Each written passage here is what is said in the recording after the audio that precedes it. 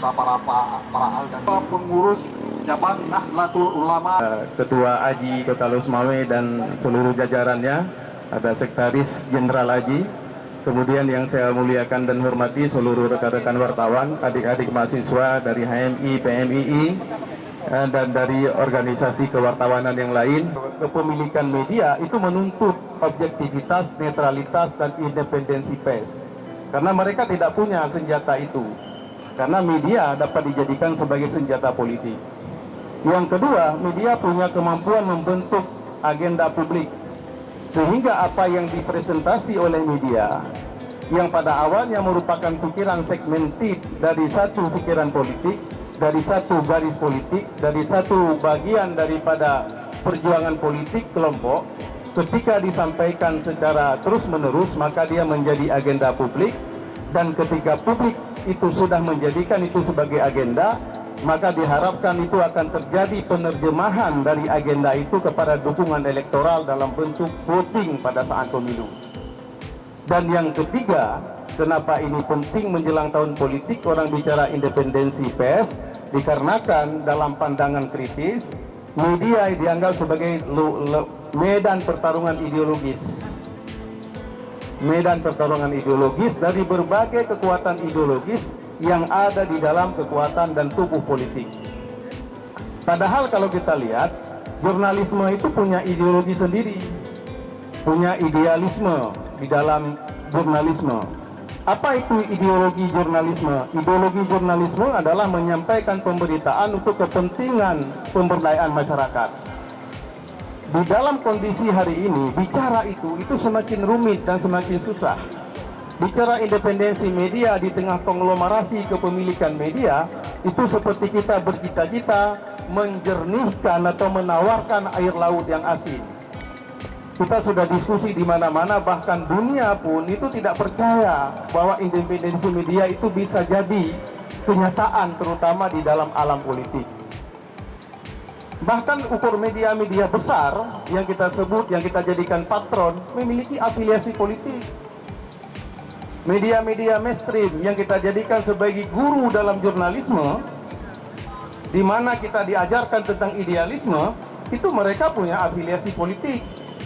Mereka punya jaringan politik sendiri. Mereka punya dukungan dalam pencalonan presiden. Mereka punya partai yang mereka dukung. Tetapi kita diajarkan di kelas-kelas jurnalisme tentang idealisme yang pada kenyataannya susah kita temukan. Jadi proposisi saya adalah bahwa bicara independensi itu adalah sebuah cita-cita. Sebuah cita-cita, bukan sebuah fakta. Kenapa? Karena memang itu terus yang kita bicarakan. Karena independensi itu kan bagaimana kita bisa menyampaikan berita itu sesuai dengan ideologi jurnalisme. Dan ideologi jurnalisme mengatakan kita harus objektif, kita harus netral, kita tidak boleh memasukkan opini personal dalam pemberitaan, fakta disampaikan sebagaimana adanya, penggunaan bahasa tidak boleh didramatisasi, tidak boleh membangun sensasionalisasi pemberitaan, tidak boleh memfestivalisasi hal-hal yang sebenarnya tidak mencerdaskan publik, tapi yang terjadi adalah justru itu yang kita lihat. Kenapa? Karena itu disukai oleh politik. Kalau saya politisi, itu baru peduli pada masalah publik, kalau masalah publik tersebut memiliki nilai politik.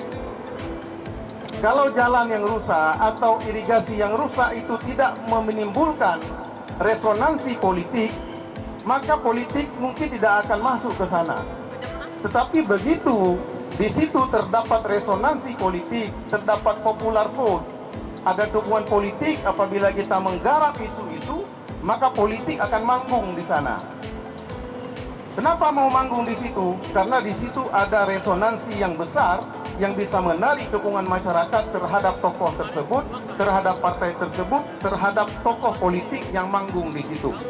Terkait dengan visi, misi, dan juga kompetensi si calon, ini akan berdampak kepada pilihan politik yang juga tidak tepat. Ketika pilihan politik tidak tepat, maka kita akan menghasilkan kepemimpinan politik yang tidak tepat. Kita akan memilih the wrong man in the wrong place. Ini menjadi perkara besar ketika kita berhadapan dengan existing Indonesia yang pada tahun 2035 memiliki bonus demografi dan 2045 berharap menjadi negara maju.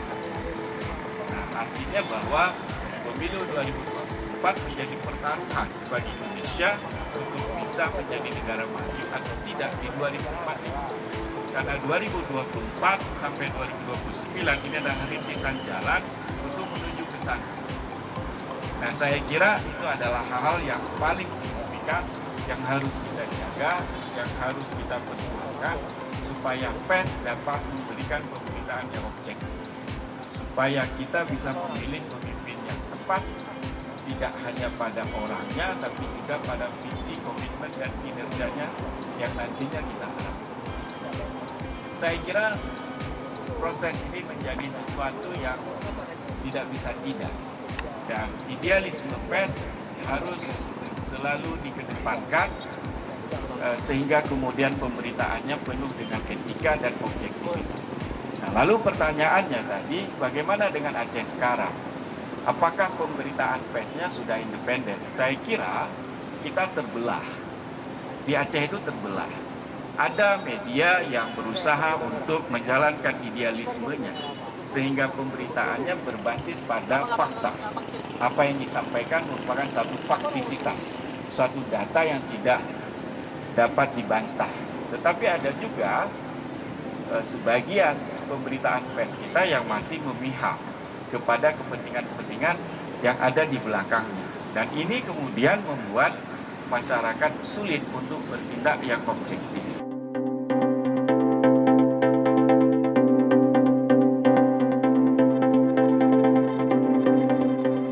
Wartawan atau UKJ, uji kompetensi jurnalis, dan itu berjenjang, ya. Sehingga mereka juga harus paham. Dan yang kedua, ada yang namanya kode etik jurnalistik. Itu disepakati oleh puluhan, 26 organisasi jurnalis, baik yang kemudian menjadi konstituen Dewan Pers atau yang tidak atau belum menjadi konstituen Dewan Pers. Tadi ada beberapa, ya. Misalnya seperti AJI, PWI, IJTI, dan beberapa yang lain itu sudah menjadi konstituen Dewan Pers, kan? Nah, kode etik inilah yang mengatur boleh dan tidak boleh, layak dan tidak layak wartawan, bagaimana dia mengatur tentang independensinya. Sebenarnya mengacu ke sana. Di luar itu ada undang-undang terkait. Misalnya begini, undang-undang terkait memberitakan pemilu.